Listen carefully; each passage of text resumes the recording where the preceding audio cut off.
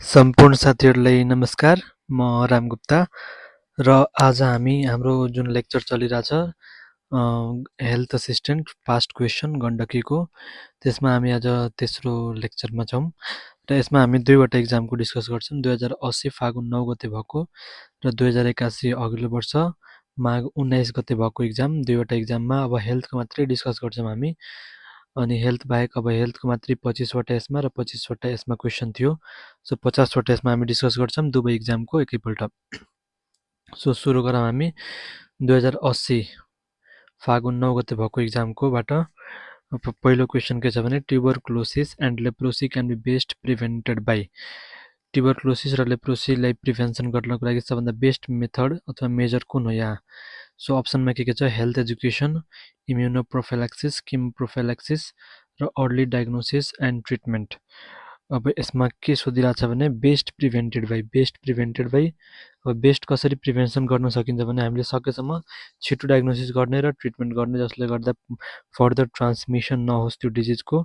Chain of ट्रान्समिसनलाई brake गर्नको लागि हामीले अर्ली डायग्नोसिस एन्ड बेस्ट अनि इमिडिएट ट्रिटमेन्ट अथवा प्रम्प्ट ट्रिटमेन्ट गर्नुपर्ने हुन्छ। अब किमोप्रोफाइल्याक्सिसहरू गऱ्यो भने यो सबैको लागि एप्लिकेबल हुँदैन। त्यस्तै हेल्थ एजुकेसनले गर्दा पनि अवेरनेस त हुन्छ, तर एउटै मात्रै सफिसियन्ट छैन। त्यस्तै इम्युनोप्रोफाइल्याक्सिस भनेको भ्याक्सिन दिने, बिसिजी दिने, तर बिसिजीले कम्प्लिटली प्रिभेन्सन गर्दैन हाम्रो। त्यसैले हामी अर्ली डायग्नोसिस एन्ड बेस्ट अनि इमिडिएट ट्रिटमेन्ट भनेको बेस्ट प्रिभेन्सन हो ट्युबरक्लोसिस एन्ड लेप्रोसीको लागि। अब सेकेन्ड क्वेसन के छ भने in which condition the elimination status of kala-azar achieved. Kala-azar अचिभको लागि हामीले के यसबाट यो मध्ये कुन चाहिँ कन्डिसन मिट हुनुपर्छ। एउटा केस हुनु पर्यो 1000 पपुलेसनमा, अथवा एकभन्दा कम केस हुनु पर्यो 10,000मा, अथवा एउटा केस हुनु पर्यो 1 लाखमा, अथवा एउटा केस हुनु पर्यो 50,000 भन्दा कम पपुलेसनमा।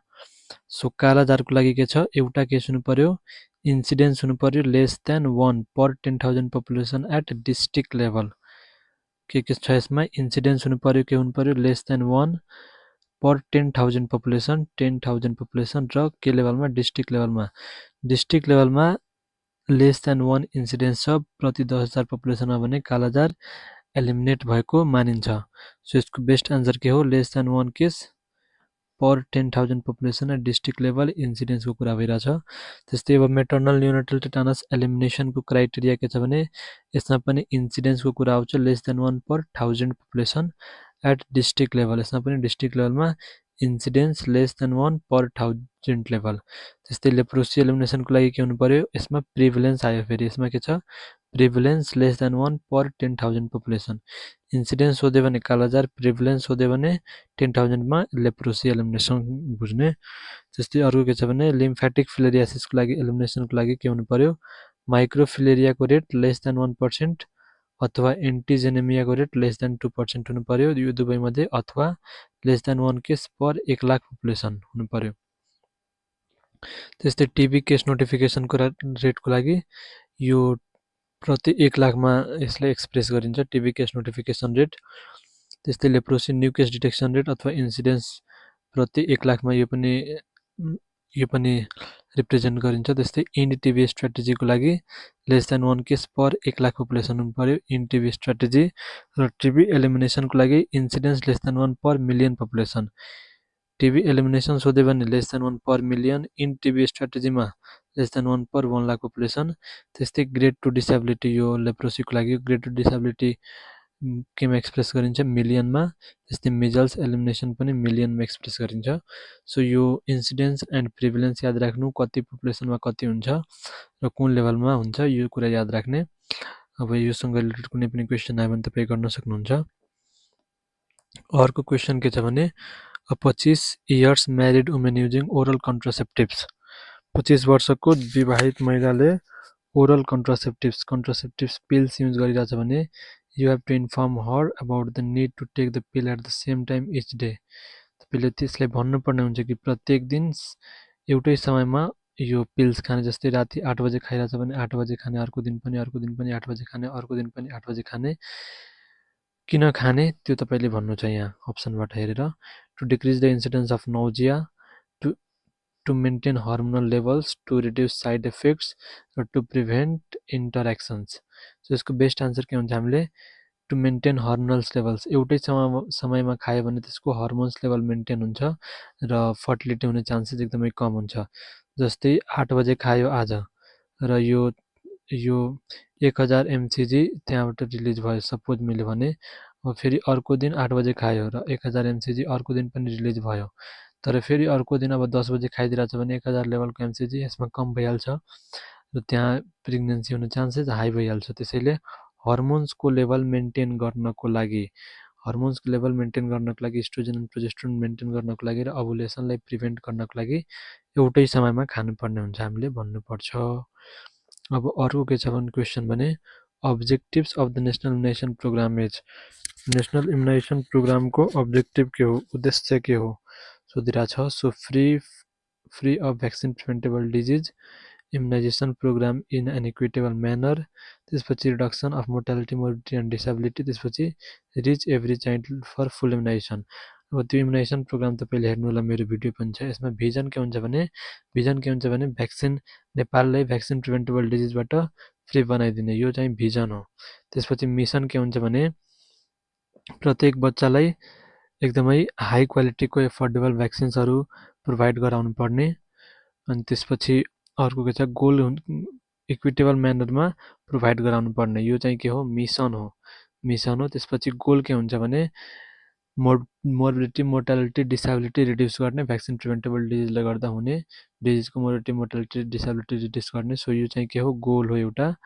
र अब्जेक्टिभमा अब धेरैवटा अब्जेक्टिभ हुन्छ जसमध्ये एउटा के हो reach every child for full immunization. So यहीँ दिएको छ यो भिजन, यो मिसन, यो गोल र यो अब्जेक्टिभ हो। त्यसैले यसको बेस्ट आन्सर के हुन्छ reach every child for full immunization. अब अर्को के छ भने HIV can also spread through, HIV केले गर्दा स्प्रेड हुनसक्छ सोधिरहेछ। Sharing water, sharing needles, breathing in infected droplets र किसिङ। सो यो breathing in infected droplets respiratory disease होइन, एचआइभी किसिङ डिजिज पनि होइन, कन्ट्याजियस डिजिज होइन, सेयरिङ वाटर यो फिकोरल डिजिज पनि होइन, यो सेयरिङ निडल्सबाट सेयर गर्दा हुनसक्छ, किनभने निडल्स कन्टामिनेटेड हुनसक्छ एचआइभी इन्फेक्सनले। त्यसैले बेस्ट आन्सर हुन्छ सेयरिङ निडल्स। अरू के हुनसक्छ अब मोड अफ ट्रान्समिसन, एचआइभीको most common mode of transmission भनेको के हो भने सेक्सुअल ट्रान्समिसन। सेक्सुअलमा पनि कस्तो sexual heterosexual most common transmission हो इन्स्टेड अफ होमोसेक्सुअल हेटेरोसेक्सुअल। अनि त्यसपछि एनाल इन्टरकोर्सले धेरै सर्छ इन्स्टेड अफ भेजाइनल इन्टरकोर्स, यदि एनाल इन्टरकोर्स गरिरहेछ भने। र अरू एसटिडी छ पेसेन्टलाई भने त्यसलाई 10 टाइम्स हायर रिस्क हुन्छ यो एचआइभी स्प्रेड हुने। त्यस्तै ब्लड अथवा ब्लड प्रडक्टहरू ट्रान्सफ्युजन गर्यो, ब्लड ट्रान्सफ्युजन निडलहरू सेयर गर्यो भने पनि सर्छ र ब्लडमा सबभन्दा एकदमै धेरै एचआइभी पाउँछ ब्लडमा पाउने हो। त्यस्तै निडलिस्टिक इन्जुरी भए पनि सर्छ। Mother to child vertical transmission हुन्छ। भर्टिकल ट्रान्समिसन कुन बेला हुन्छ भने प्रेग्नेन्सी, डेलिभरी, ब्रेस्ट फिडिङ तीनवटै बेलामा भर्टिकल ट्रान्समिसन हुन सक्छ। सो एचआइभी ट्रान्समिसनको यति भयो। त्यसपछि अर्को के छ भने what is the full form of VVM, भिभिएमको फुल फर्म के हो।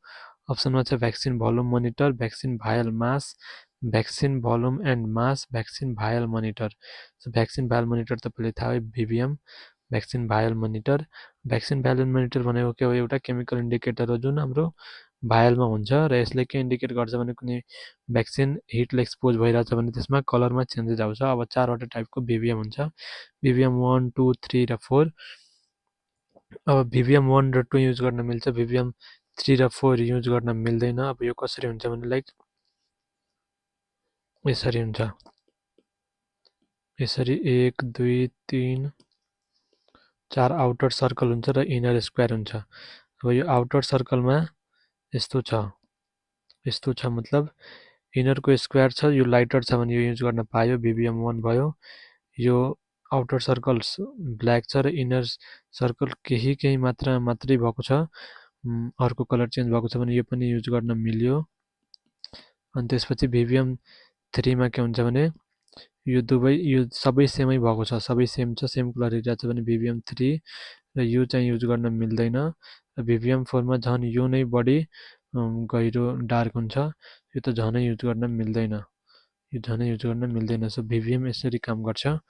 यसले कलर चेन्ज गर्छ हिटसँग एक्सपोज भइसकेपछि कसरी कलर चेन्ज गर्छ यही चारवटामा 1 2 युज गर्न मिल्छ 3 4 युज गर्न मिल्दैन अब अर्को के छ भने buffer stock is the level of stock buffer stock is the level of stock अब बफर स्टक भनेको के हो सोधिरहेछ at which the ordering process should start यो हो र यो होइन यो त इओपी भयो minimum stock level below which actual stock should not fall हो यो चाहिँ बफर स्टक हो बफर स्टक भनेको त्यस्तो स्टक कि यति हामीसँग हुनैपर्छ योभन्दा कम हुनु भएन यो चाहिँ बफर स्टक हो यो इमर्जेन्सी अर्डर पोइन्टभन्दा बढी हुनसक्छ so minimum stock level which actual stock should not fall त्यसपछि half of the actual stock यो पनि होइन maximum stock in an inventory यो भनेको अथराइज स्टक लेभल भयो म्याक्सिमम स्टक लेभल पनि भयो सो यसको बेस्ट आन्सर के हो मिनिमम स्टक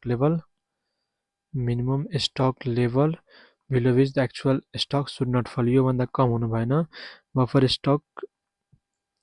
स्टक भनेको त्यस्तो स्टक हो जसले हाम्रो इन्स्योर गर्छ कि हाम्रो स्टकमा रिक्वायर्ड थ्रेसहोल्डसम्म छ योभन्दा कम भयो भने हामीले अब फल हुनु भएन यो भनेको बफर स्टक हो अर्को के छ भने the activities of health post is directly supported by activities of health post भनेको डाइरेक्टली सपोर्टेड बाई अब health post PHCC primary hospital basic health service centre यो सबै कसको अन्डरमा छ लोकल गभर्मेन्टको अन्डरमा छ लोकल गभर्मेन्टले सपोर्ट गर्छ त्यसैले यसको बेस्ट आन्सर के हुन्छ लोकल गभर्मेन्ट अब अर्गानको लेक्चर हेर्नु होला तपाईँले बुझ्नुहुन्छ कसको अन्डरमा छ र हेल्थ पोस्टबाट बेसिक हेल्थ प्रोभाइड गराउने आधारभूत स्वास्थ्य सेवा र आधारभूत स्वास्थ्य सेवा लोकल गभर्मेन्टको रेस्पोन्सिबिलिटी हो सो यो भयो त्यस्तै अब अर्को के छ एफसिएचपिज आर सेलेक्टेड बाई मैले अघिल्लो लेक्चरमा पनि डिस्कस गरिरहेको छु FCHPs are selected by mother health groups कसरी सेलेक्सन हुन्छ क्राइटेरिया त्यो तपाईँले बुझ्नुभएको होला अर्को के छ which of the following sets represent disease communicated through contaminated food and वाटरबाट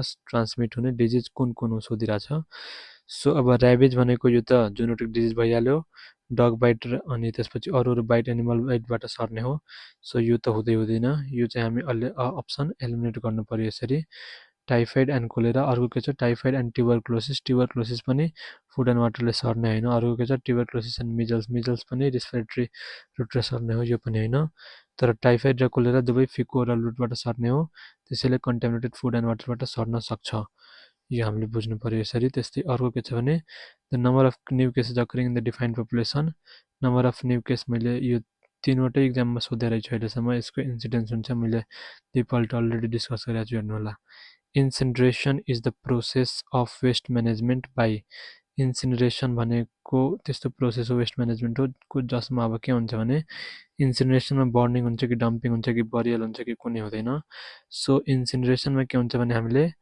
West मेटेरियललाई हामीले हाई टेम्परेचरमा बर्न गर्छौँ फ्लेमेबल वेमा बर्न गर्छौँ कि त्यो जलोस् भनेर जलाउनको लागि बर्न गर्छौँ त्यसैले यसको बेस्ट आन्सर के हुन्छ बर्निङ हुन्छ इन्सिनरेसन भनेको बर्न गर्ने प्रोसेस हो डम्पिङ भनेको कुनै ठाउँमा गएर फालिदिने डम्प गरिदिने बरियल भनेको कुनै ठाउँमा गड्डा खोलेर यसले पुरिदिने बरियल भनेको यो हो अनि त्यसपछि ननदेव भइहाल्यो त्यसैले यसको बेस्ट आन्सर के हुन्छ बर्निङ हुन्छ हस्पिटलहरूमा मोस्ट बेस्ट मेथड कुन हो बर्न इन्सिनरेसन नै हो हस्पिटलमा अब अर्को के छ भने winning is a form of winning भनेको के हो जुन भात खुवाउने प्रोसेस हुन्छ नि त 6 महिनापछि पहिलोपल्ट जुन खाना खुवाइन्छ त्यसलाई विनिङ भन्छ विनिङ कम्प्लिमेन्ट्री फिडिङ हो कि सप्लिमेन्ट्री फिडिङ हो कि फोर्टिफिकेसन हो कि ब्यालेन्स डाइट हो सो कम्प्लिमेन्ट्री सप्लिमेन्ट्री बुझ्नु पर्यो हामीले पहिला त 6 महिनासम्म बच्चालाई के गर्नुपर्ने हुन्छ एक्सक्लुसिभ ब्रेस्ट फिडिङ मात्र आमाको दुध खुवाउनु पर्ने हुन्छ 6 महिनासम्म त्यो बाहेक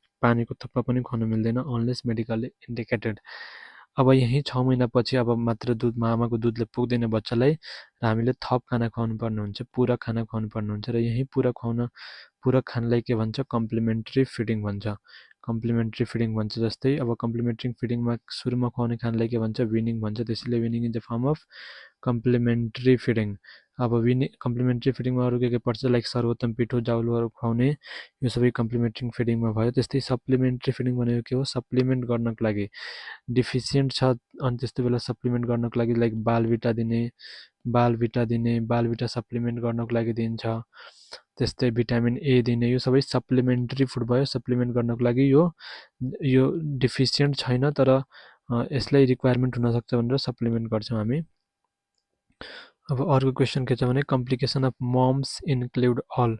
मम्स भनेको प्यारोटिड ग्ल्यान्डको इन्फ्लामेसन हुन्छ नि त मम्स। त्यसपछि मम्स अब मम्सको कम्प्लिकेसन्स अब यो कुन चाहिँ होइन। सो मम्सको कम्प्लिकेसन कुन कुन हुन्छ? अर्काइटिस हुन्छ, प्यानक्रेटाइटिस हुन्छ, इन्सेफ्लाइटिस हुन्छ।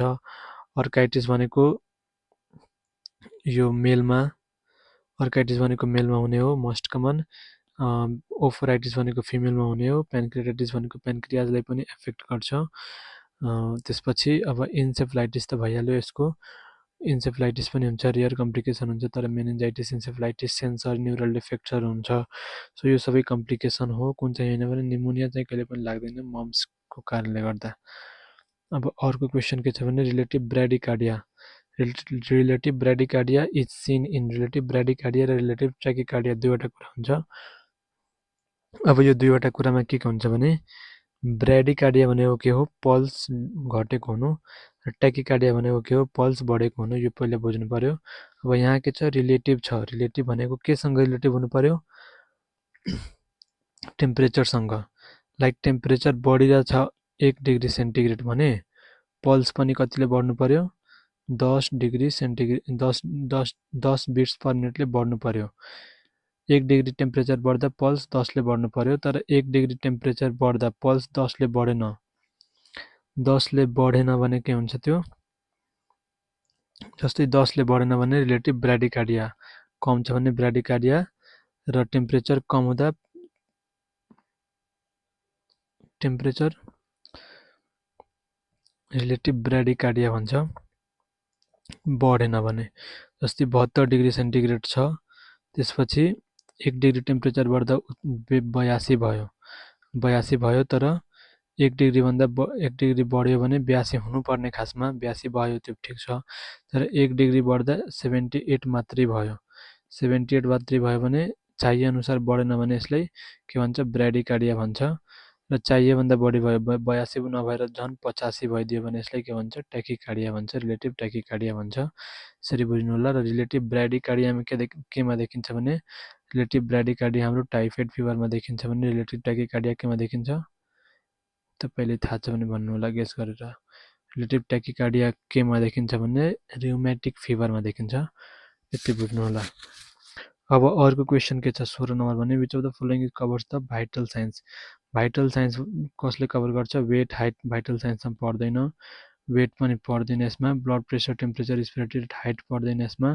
टेम्परेचर, पल्स, रेस्पिरेटरी रेट र ब्लड प्रेसर यो चाहिँ हो भाइटल साइन हाम्रो। भाइटल साइन भनेको त्यस्तो साइन जसले हाम्रो एक्जिस्टेन्स अफ लाइफ, हाम्रो जीवनको अस्तित्व छ कि नै, हाम्रो जीवन छ कि नै भनेर इन्डिकेट गर्छ यो भाइटल साइनहरूले। अनि त्यसपछि फिफ्थ भाइटल साइन सोध्यो भने के लाउने अहिले? SpO2 फिफ्थ भाइटल साइन हो। SpO2 पेन होइन, फिफ्थ भाइटल साइन SpO2 लाउनु होला। अब अर्को क्वेसन के छ भने which of the following is not the principle of cardiopulmonary resuscitation. Cardiopulmonary CPR भन्ने सोध्नु भएको होला। CPRमा गर्दा कुन त्यसको प्रिन्सिपल होइन? सो अप्सनमा के छ? Doing the angiography, making the airway patient, administrating breathing र एस्टाब्लिजिङ सर्कुलेसन। सो CPRमा के हुन्छ भने जब पेसेन्टलाई ब्रिदिङ पनि छैन र पल्स पनि छैन, त्यो बेला हामीले CPR दिनुपर्ने हुन्छ। CPR दिनको लागि हामीले पेसेन्टको एयरवे हेर्नुपर्ने हुन्छ। एयरवे क्लियर छ भने हामीले ब्रिदिङ र सर्कुलेसन दुवै दिन्छौँ। त्यसैले यसमा डुइङ द एन्जियोग्राफी पर्दैन। एन्जियोग्राफी त एउटा ब्लड भेसललाई भिजुअलाइज गर्ने प्रोसेस हो, यो CPRको त कुरै भएन। त्यसैले यसको बेस्ट आन्सर के हुन्छ?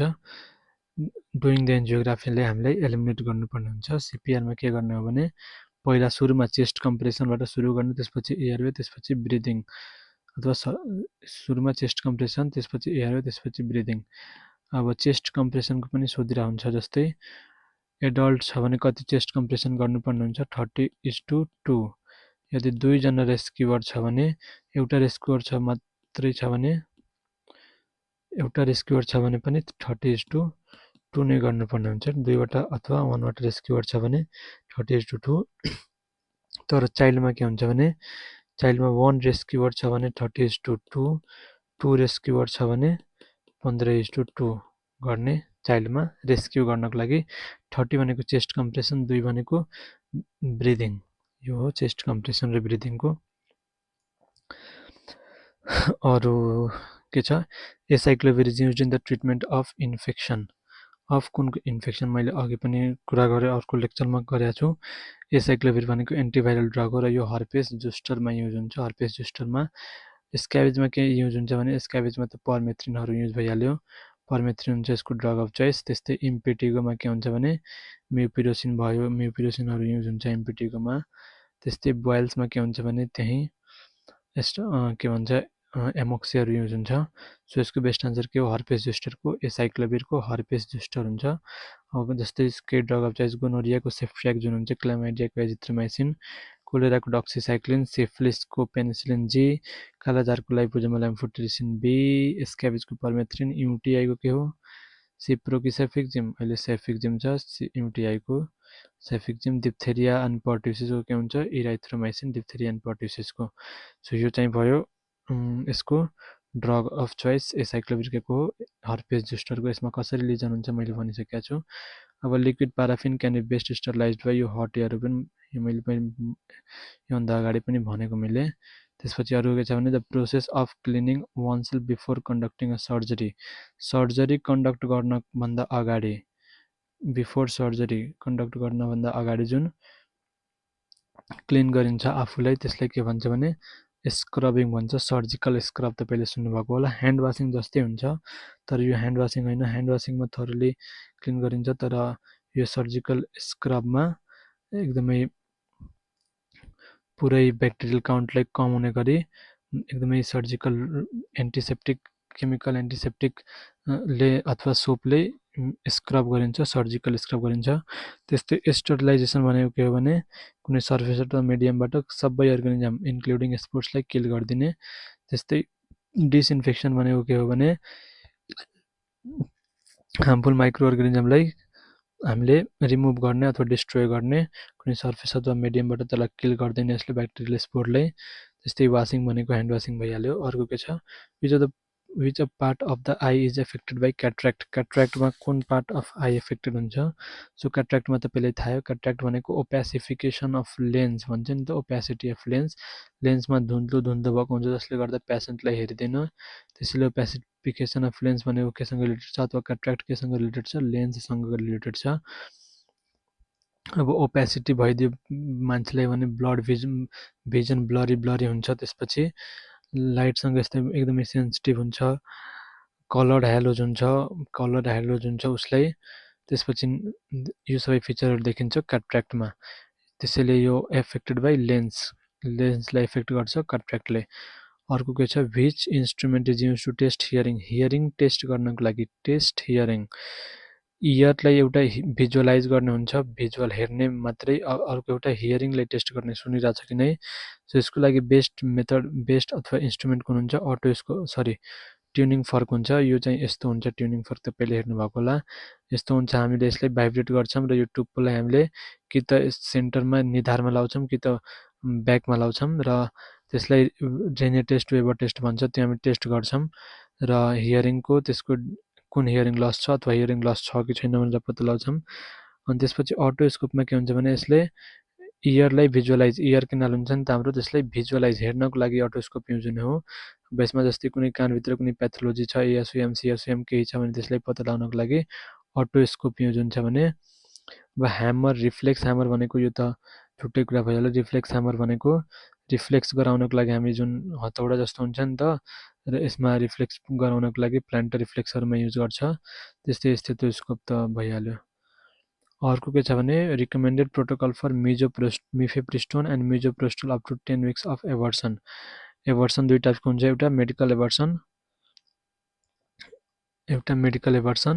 र एउटा surgical abortion so medical abortion एउटा हुन्छ र एउटा एमबिए हुन्छ मेडिकल एभर्सन 10 हप्तासम्म गर्न मिल्छ एमबिए 12 हप्तासम्म गर्न मिल्छ अब यसमा के दिन्छ भने एभर्सनमा सुरुमा मिफेप्रिस्टोन त्यसपछि मिजोप्रोस्टोल मिफे कसरी याद राख्ने भने एउटा यहाँ यफ छ यफ भनेको फर्स्टमा दिने मिजोप्रोस्टोल भनेको सेकेन्डमा मिफेप्रिस्टोनले के गर्छ भने जुन सपोज यो युटेरस छ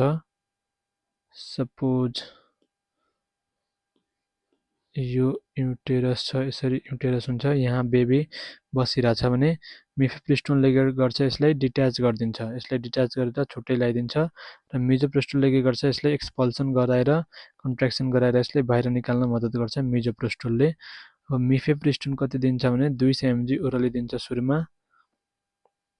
सुरुमा के गर्छ मिफेप्रिस्टोन 200 mg ओरली दिने पहिलो दिनमा र पछि मिजोप्रोस्टोल 800 mg दिनुपर्छ 800 mg भेजाइनल सबलिङ्गुअल त्यो बक्कली आफ्टर 12 आवर्स अन डे 2 बुझ्नुभयो। सुरुमा के गर्ने मिफेप्रिस्टोन 200 mg दिइहाल्ने त्यसपछि मिजोप्रोस्टोल 800 mg दिने कुन रुटबाट भेजाइनली सबलिङ्गुअली अथवा बक्कली जहिले पनि दिन सकिन्छ। यो डे 1 को 24 घण्टा पछि डे 2 मा दिने।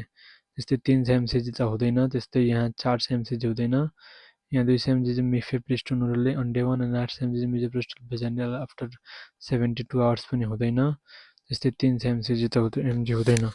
सो त्यसैले गर्दा यसको आन्सर कुन बी हो।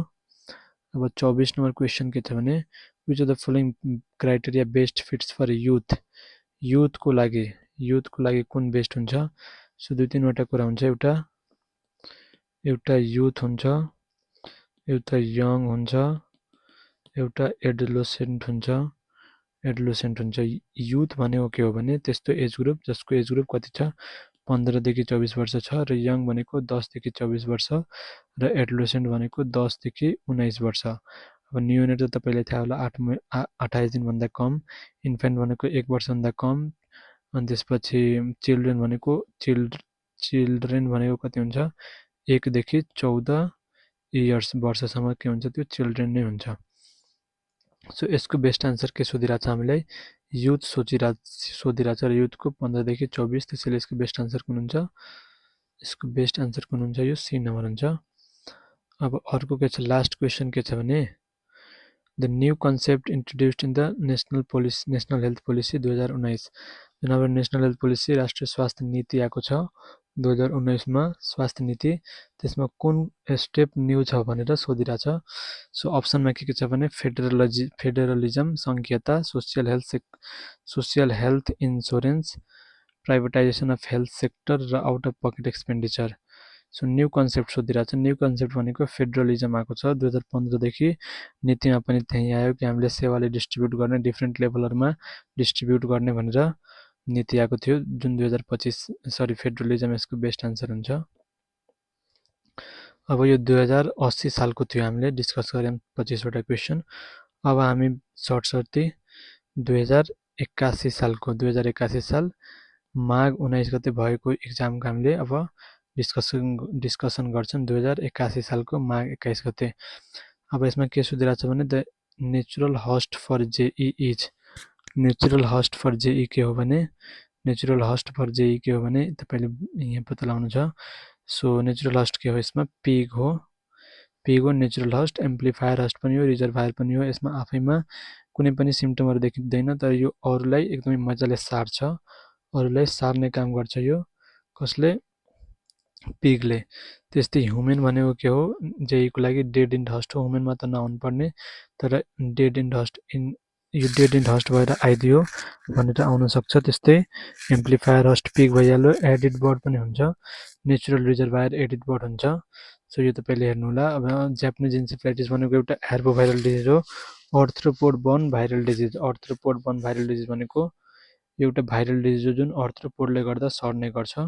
So arthropod burn viral disease भयो। त्यस्तै एउटा जुनोटिक डिजिज पनि हो, जुनोटिक डिजिज पिगबाट मस्किटोमा, मस्किटोबाट फेरि पिग, पिगबाट मस्किटोमा, फेरि मस्किटोबाट पिगमा यसरी सर्छ। कहिलेकाहीँ यो मस्किटोले आएर ह्युमनलाई टोकिदिन्छ, त्यसैले यसलाई के भन्छ, ह्युमनलाई डेड एन्ड होस्ट। अब अर्को क्वेसन के छ भने what is the term for the dilation, abnormal dilation of artery. जब आर्टरीको एब्नर्मल डाइलेसन भयो भने त्यो टर्मलाई के भन्छ। सो क्वेसन अप्सनमा छ एन्युरिजम, एथेरोस्क्लेरोसिस, आर्टेरियोस्क्लेरोसिस, एथेरोस्क्लेरोसिस र भेरिकोज भेन, यो चारवटा अप्सनमा छ।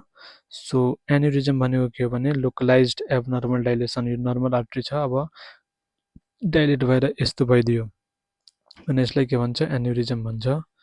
एन्युरिजम भनेको यो हो। त्यस्तै आर्थेरोस्क्लेरोसिस भनेको के हो भने आर्टरीको वालमा ठुलो प्लग भइदियो जुन फ्याट हुन्छ, फ्याटले गर्दा प्लग भइदियो भने यसलाई के भन्छ, आर्थेरोस्क्लेरोसिस भन्छ, आर्थेरोस्क्लेरोसिस। त्यस्तै आर्टेरियोस्क्लेरोसिस भनेको के हो भने आर्टरीहरूले आफ्नो जुन हार्ड हुन्छ नि त आर्टरी र इलास्टिसिटी त्यसलाई लस गरिदियो भने त्यसलाई के भन्छ आर्टेरियोस्क्लेरोसिस भन्छ आर्टेरियोस्क्लेरोसिस। त्यस्तै भेरिकोज भेन भनेको के हो भने जुन हाम्रो भेनहरू डाइरेक्ट भएर ट्विस्टेड भइहाल्छ त्यो भनेको के हो भेरिकोज भेन। यो मेनली खुट्टामा देखिन्छ टिचरहरूमा देखिन्छ। त्यस्तै 3 नम्बर क्वेसन के छ भने most common cause of death in child with measles. Most common cause of death सोध्यो भने निमोनिया लाउनु। त्यस्तै मोस्ट कमन कम्प्लिकेसन चाइल्डमा सोध्यो भने ओटाइटिस मिडिया। त्यस्तै सिरियस कम्प्लिकेसन सोध्यो भने इन्सेफ्लाइटिस लाउने। सिरियस कम्प्लिकेसन सोधेछ भने इन्सेफ्लाइटिस अथवा मेनिङ्गो इन्सेफ्लाइटिस भनेर लाउने। सो अब अर्को क्वेसन के छ भने a ring pessary should be changed in every. Ring pessary हुन्छ नि त रिङ पिसारी जब युट्राइन प्रोल्याप्सहरू भएको हुन्छ त्यो बेला रिङ्स पिसारी लाउनु पर्ने हुन्छ स्टेज 1 एन्ड 2 मा। त्यो रिङ पिसारी अब कति दिनमा चेन्ज गर्ने हामीले सोधिरहेको छ। सो रिङ पिसारी पनि धेरै टाइपको हुन्छ सपोर्टिभ स्पेस अकुपाइङ रिङ पिसारीहरू हुन्छ। सो यसलाई हामीले 3-3 महिनामा चेन्ज गर्नुपर्ने हुन्छ रिङ पिसारीलाई 3-3 महिनामा चेन्ज गर्नुपर्ने हुन्छ किनभने चेन्ज गरिन भने जेनेटल ट्र्याक्ट इन्फेक्सन हुनसक्छ पिआइडीहरू हुनसक्छ। त्यसैले त्यो हाइजिन मेन्टेन गर्नको लागि 3-3 महिनामा हामीले रिङ पिसारी चेन्ज गर्नुपर्ने हुन्छ। अब अर्को के छ भने medical abortion can be done up to medical abortion र सर्जिकल एभर्सन। मेडिकल एभर्सन कतिसम्म हो 10 हप्तासम्म। सर्जिकल एभर्सन 12 हप्तासम्म। एमबिए मेनुअल भ्याक्युम एस्पाइरेसन पनि भन्छ 12 हप्तासम्म। अब अर्को के छ भने 12 हप्तासम्म यो आमाको आफ्नै कन्सेप्टमा एभर्सन गराउन मिल्छ यदि 16 वर्षभन्दा कमको छिन् भने 16 वर्षभन्दा कमको भए पेसेन्टको कन्सेन्ट चाहियो। अनि 16 हप्तापछि पनि गराउन मिल्छ तर सर्टेन कन्डिसनमा लाइक प्रेग्नेन्सी भइसकेको छ रेप अथवा इन्सिस्टले रेप गर्यो कसैले प्रेग्नेन्सी भइदियो अब ऊ 18 विक्समा आयो भने त्यसको हामीले एभर्सन गर्न मिलिहाल्छ। त्यस्तै आमालाई अथवा बच्चालाई कुनै असर गर्दैछ प्रेग्नेन्सीले त्यो बेला अथवा एकदमै फिटल एनामोली छ तपाईँ गराउनु भयो फिटल स्क्यान र फिटल एनामोली छ भने त्यो बेला पनि हामीले एभर्सन गराउन मिल्छ। अर्को अब के छ भने question the health insurance bill was approved by parliament. Health insurance जुन हुन्छ नि त बिल भनेको यो एक्ट होइन। बिल भनेको के हो भने विधेयक जस्तै तपाईँ बुझ्नु विधेयक पारित हुनु। बिल भनेको यो एक्ट पुरै बनिसकेको छैन। अब एक्ट कसरी बन्छ भने सुरुमा त एउटा संसदीय समिति हुन्छ। संसदीय समितिमा कुनै एक्ट बनाउनु छ भने त्यहाँ छलफल हुन्छ। संसदीय समिति भनेपछि प्रत्यक्ष निर्वाचित संसद प्रतिनिधि सभामा जान्छ। प्रतिनिधि सभामा जान्छ यहाँ छलफल हुन्छ यहाँ डिस्कस हुन्छ बन्छ त्यसपछि राष्ट्रिय सभामा जान्छ र राष्ट्रिय सभामा गएर यो बिल पास हुन्छ र राष्ट्रिय सभापछि राष्ट्रपतिनिर जान्छ। राष्ट्रपतिले एप्रुभल दिएपछि त्यो एक्टमा बन्छ। यहाँसम्म के हुन्छ बिल हुन्छ र त्यही बिल कहिले पास भयो सोधिरहेछ क्वेसनमा। सो हेल्थ इन्सुरेन्सको बिल कहिले पास भयो 2017मा पास भएको हो। 2017 कति गते पास भयो भने 2017 अक्टोबर 10मा पास भयो र एक्ट कसरी भयो भने त्यसको 8 दिनपछि 8 अक्टोबरमा के भयो त्यो एप्रुभ भयो केम इन्टु एक्सन भयो एक्ट बन्यो एप्रुभ भयो 2017 8 अक्टोबरमा 2017 18 अक्टोबरमा यो चाहिँ 10 अक्टोबरमा भएको थियो। अब हेल्थ इन्सुरेन्स कार्यक्रम कहिले आएको थियो नेपालमा भने तपाईँले थाहा होला हेल्थ इन्सुरेन्स प्रोग्राम स्टार्टेड 2072 चैत 15 गतेदेखि आएको थियो र सबै इलाम एन्ड बागलुङमा कहिले आयो 2073 3/15मा एक्ट 2017मा र रेगुलेसन 2019मा आएको छ। त्यस्तै अब अर्को के छ भने डर्माटोमल डिस्ट्रिब्युसन इज सिन इन डर्माटोमल भनेको डर्माटोम मिन्स त्यस्तो पाथवे जसले नर्भ्सलाई फलो गर्छ। नर्भ्स भएको ठाउँमा मात्रै डिस्ट्रिब्युट हुने डिजिज भनेको कुन भने हर्पेस जुस्टर हो। हर्पेस जुस्टरमा भेसाइकल्सहरू हुन्छ न्युरोजेनिक पेन हुन्छ एकदमै। मैले पहिला पनि भने र यसमा एसाइक्लोभिर दिन्छ। डर्माटोमल डिस्ट्रिब्युसन सोध्यो भने यसको के हुन्छ हर्पेस जुस्टर हुन्छ। त्यसपछि the best method of refuse disposal in हस्पिटलमा रिफ्युज डिस्पोजलको लागि बेस्ट मेथड कुन हो मैले अघि पनि भने यसको के हुन्छ एन्सर इन्सिनरेसन हुन्छ। इन्सिनरेसन भनेको सबभन्दा राम्रो हस्पिटलको लागि। त्यस्तै स्यानिटरी ल्यान्डफिल सबभन्दा एकदमै हाइजेनिकको बेस्ट मेथड हो वेस्ट डिस्पोजलको लागि मोस्ट सेटिस्फ्याक्ट्री मेथड पनि हो स्यानिटरी ल्याट्रिन। त्यस्तै डम्पिङ भनेको कुनै खाली ठाउँमा गएर फालिदिने लो ल्यान्डिङ एरियामा यो एकदमै अनसेनिटरी अनहाइजेनिक पनि छ र नेपालमा पनि मोस्ट कमन यही नै छ, डम्पिङ नै छ जुन अनहाइजेनिक छ। त्यस्तै बरियल मेथड भनेको अब मेलाहरूमा बेस्ट फर फेयर्स फेस्टिभल त्यस्तोहरूमा बरियल मेथड र रुरल एरियाको लागि के हुन्छ बेस्ट मेथड भनेको म्यान्योर पिट रुरल एरियाको लागि हुन्छ म्यान्योर पिट। सो यो सबै भयो हाम्रो यो वेस्ट डिस्पोजलको टेक्निक, रिफ्युज डिस्पोजलको technique.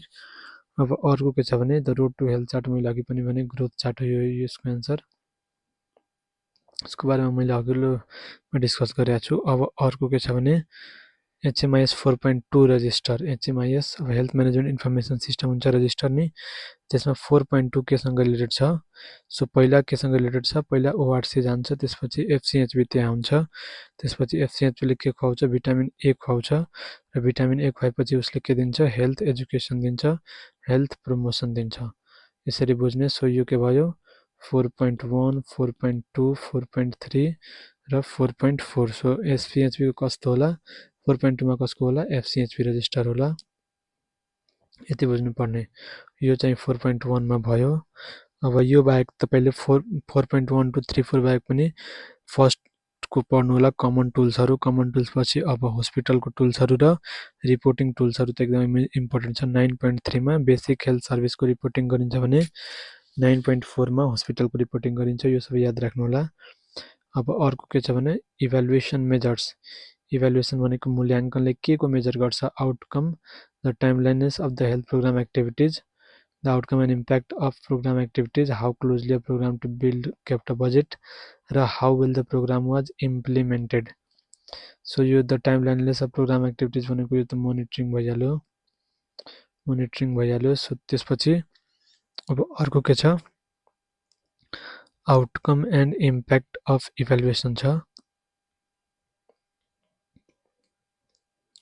Outcome and impact of evaluation, evaluation किन गरिन्छ भने इभ्यालुएसन किन गरिन्छ भने प्रोग्राम कुनै कतिको इफेक्टिभ भयो त्यो हेर्नको लागि हामीले इभ्यालुएसन गर्छौं, मूल्याङ्कन गर्छौं कतिको इफेक्टिभ भयो। सो त्यसको आउटकम के छ र त्यसको इम्प्याक्ट के आयो, इम्प्याक्ट के आउने छ पछि गएर, त्यो अनुसार हामीले इभ्यालुएसन गर्नुपर्ने हुन्छ, मूल्याङ्कन गर्नुपर्ने हुन्छ। अब अर्को के छ भने PHC वार्षिक is the responsibility of, PHC वार्षिक बारेमा पनि मैले डिस्कस गरेको छु। PHC वार्षिक कसको रेस्पोन्सिबिलिटी हुन्छ भने अनमिको एन्ड पारामेडिक्स, पारामेडिक्सको अनमिको एन्ड पारामेडिक्सको, र EPI कसको रेस्पोन्सिबिलिटी हुन्छ सबैको रेस्पोन्सिबिलिटी हुन्छ। त्यसैले यसको बेस्ट आन्सर कुन हो अएभर र अनमी, तर अनमी एन्ड पारामेडिक्स छ भने त्यो लाउनु होला। त्यस्तै PHC वार्षिक प्रोग्राम भनेको के हो भने संस्थाको सेवा गाउँमा गएर एक्सटेन्सन गर्ने, सर्भिस एक्सेसिबिलिटी बढाउनको लागि PHC वार्षिक primary health care outreach clinic भन्छ, त्यहाँ जाने भनेको PHC वार्षिक हो। र नेपालमा कहिले आएको थियो PHC वार्षिक प्रोग्राम 2051 विक्रम सम्बन्धमा 5 वटा जिल्लाबाट आएको थियो, 5 डिस्ट्रिक्टबाट, पछि गएर 2054 मा सबै जिल्लामा फैलियो र यो कतिको डिस्टेन्समा हुनुपर्छ भने यदि यो संस्था छ यहाँबाट 30 मिनेट लागिरहेछ भने यसको बीचमा यसको रेडियसमा हुनु भएन, तर योभन्दा बढी बाहर हामीले PHC वार्षिक कन्डक्ट गर्नुपर्ने हुन्छ।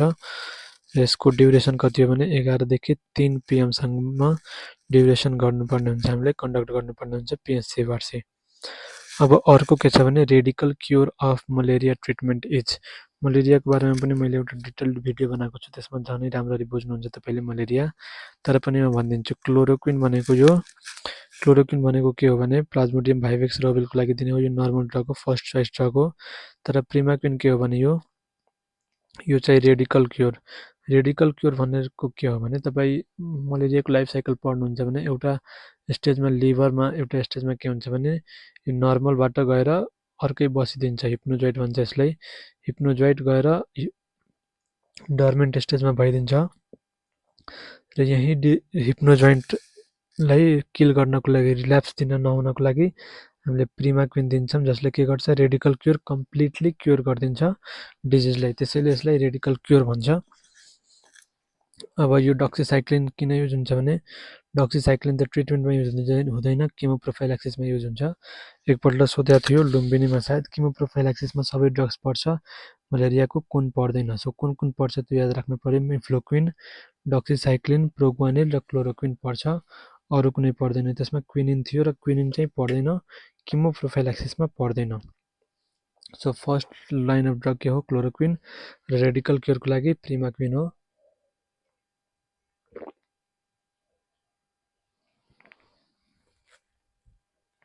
र प्लाज्मोडियम फ्याल्सिफेरमको लागि सोध्यो भने के हुन्छ हाम्रो, प्लाज्मोडियम फ्याल्सिफेरमको लागि सोध्यो भने के हुन्छ, एसिटी आर्टिमिथर बेस्ट कम्बिनेसन थेरापी। यसमा आर्टिमिथर र लुमेफेन्ट्रिन हुन्छ र सँगसँगै हामीले के दिनुपर्ने हुन्छ त्यसलाई, प्रिमाक्विन फर रेडिकल क्योर। प्रिमाक्विन यसमा फ्याल्सिफेरममा रेडिकल क्योरको लागि ग्यामेटोसाइट मार्नको लागि दिन्छ र यो प्रिमाक्विन रेडिकल क्योर केमा दिन्छ, प्लाज्मोडियम भाइभेक्स र ओभेलमा दिन्छ। र यो ग्लुकोज 6 फस्फेट डिहाइड्रोजिनेज डिफिसियन्सी छ भने, प्रेग्नेन्सी ल्याक्टेसन छ भने, इन्फेन्ट छ भने त्यो बेला दिनु हुँदैन। यो के को लागि, एक्टिभ स्टेज लिभर स्टेजको लागि र हिप्नोजोइट र ग्यामेटोसाइट किल गर्नको लागि प्रिमाक्विन दिन्छ। यति बुझ्नु होला। अर्को के छ भने, the drug of choice for breast abscess is. Breast एब्सेसको ड्रग अफ चोइस के हो भने, ब्रेस्ट एब्सेसको पहिला के हो भने, जुन ब्रेस्ट टिस्यु हुन्छ नि त, ब्रेस्टको प्यारेन्काइमा हुन्छ, त्यसमा लङ्सको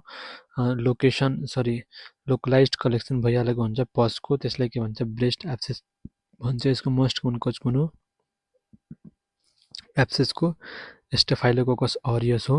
यसमा कस्तो पेन हुन्छ, थ्रबिङ पेन हुन्छ, टेन्डर नेचरको हुन्छ, एकदमै फ्लक्चुएसन पोजिटिभ हुन्छ, पस पोइन्ट हेरिन्छ र यसको बेस्ट ड्रग अफ चोइस के हो भने फ्लुक्लोक्सासिलिन अथवा क्लोक्सासिलिन।